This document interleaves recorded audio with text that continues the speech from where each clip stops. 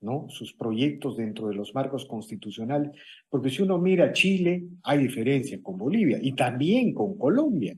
Creo que Colombia se está negando a entregar a este joven venezolano asesino, ¿no? Que quemó a una niña, también por problemas ideológicos. Hay diferencias con Colombia, bueno, hay diferencias con Venezuela, con Cuba. ¿Cómo describiríamos estos matices de los gobiernos de izquierda que nos rodean, doctor Tudela? Bueno, Chile es una democracia en forma que funciona. Tiene un jefe de Estado que no parece muy preparado para el cargo. Sin embargo, tiene un parlamento perfectamente operativo, una Corte Suprema de enorme prestigio en el país, un Tribunal Constitucional que ha dado unas batallas que han sido muy controvertidas en Chile, pero que es plenamente operativo. Y por lo tanto, Chile representa una forma de democracia avanzada en América Latina, como es el caso del Uruguay. Y por lo tanto es inadmisible para Chile reconocer como válido a un presidente que ha dado un golpe de Estado. Y eso lleva a Chile, naturalmente, a reconocer la legitimidad del gobierno de Dina Boluarte en el Perú y de la sucesión constitucional. No es el caso de Colombia, que está gobernada por, digamos la verdad, un energúmeno ideológico. No es el caso de México, que está gobernado por otro energúmeno ideológico. Acá hay dos maneras de ver este asunto. Una es ver solamente el fenómeno ideológico y sacar matices y decir, bueno, el Uruguay se parecería como democracia más avanzada a Chile, hacer comparaciones, pero ese no es el punto.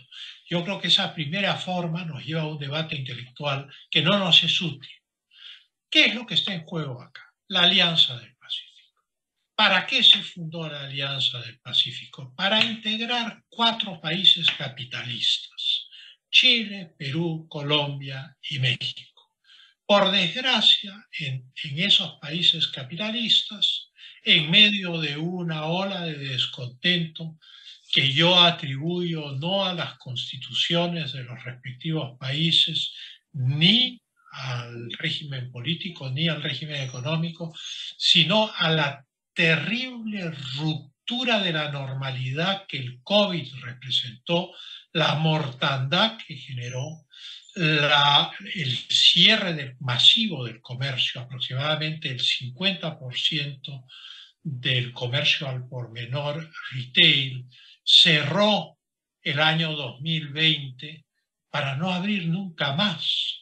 El desempleo se disparó y entonces estos líderes, Boric en Chile, Petro en Colombia, Lula en el Brasil, que no nos concierne porque no está en la Alianza del Pacífico, López Obrador en México, han capitalizado este malestar y han hecho pasar de contrabando, no, le han vendido a sus pueblos gato por liebre. Les han dicho, no, no es que se haya producido una gran ruptura del orden económico y del orden social debido a una epidemia sin precedentes desde la epidemia de la gripe española entre 1918 y 1922, sino que esto es culpa de las constituciones. Chile cayó en esa trampa hasta que el pueblo rechazó la bendita constitución porque era, en términos peruanos, un mamarracho. El Perú no quiere, en las encuestas, los peruanos no quieren cambiar de constitución.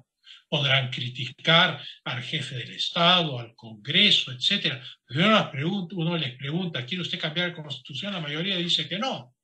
En el caso de Colombia ha ocurrido lo mismo y en el caso de México ha ocurrido lo mismo. Entonces, la tragedia es la calidad humana de los gobernantes, que son de viejo cuño, son marxistas de viejo cuño, para los cuales la voluntad de poder está sobre las leyes y los tratados. De acuerdo al Tratado de la Alianza del Pacífico, la presidencia pro tempore corresponde al Perú este año. Yo jamás he visto, ni siquiera en la época de la Guerra Fría, una actitud tan infantil y tan arbitraria como la de Manuel López Obrador, como la de Petro, respecto a este asunto de la presidencia pro tempore y entregársela al Perú. Realmente apena mucho que América Latina esté retrocediendo al primitivismo político y que quienes estaban en la guerrilla, en el caso de Petro, y quienes apoyaban al subcomandante Marcos, en el caso de López Obrador, ahora estén en el poder y piensen que pueden seguir utilizando las mismas técnicas ilegales desde el poder. Son gobernantes educados en una muy mala escuela. Esa mala escuela es que el poder está en la punta de un fusil y no está en las urnas, en los votos y en la santidad de los tratados internacionales. Y eso es absolutamente dramático. Habría que ver la manera de arrancharle esa presidencia pro tempore a López Obrador o unilateralmente asumirla, puesto que evidentemente a una persona que además es un hombre ya de cierta edad, probablemente que tiene dificultades para cambiar sus hábitos antidemocráticos, evidentemente se le tiene que hacer un planteamiento más fuerte. La pregunta que tú me hiciste al principio era sobre qué hacía la Cancillería peruana. Yo creo que las reacciones de los embajadores frente a la ola de desinformación que envolvió al globo terrestre cuando Castillo dio el golpe, y diarios prestigiosos como The Guardian o el New York Times o el Washington Post insinuaban que era un golpe del Congreso contra el presidente Castillo, cuando 22 millones de personas en el Perú y muchas más a través del cable del mundo vieron a Castillo dar su golpe de Estado. Evidentemente, muy pocos embajadores reaccionaron y salieron en defensa de la democracia peruana en los países donde están acreditados, a pesar de haber recibido las instrucciones de Torre Tagle.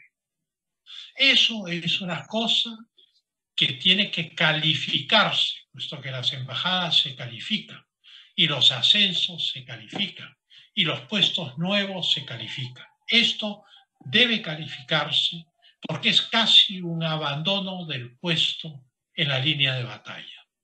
Y esto no puede permitirse.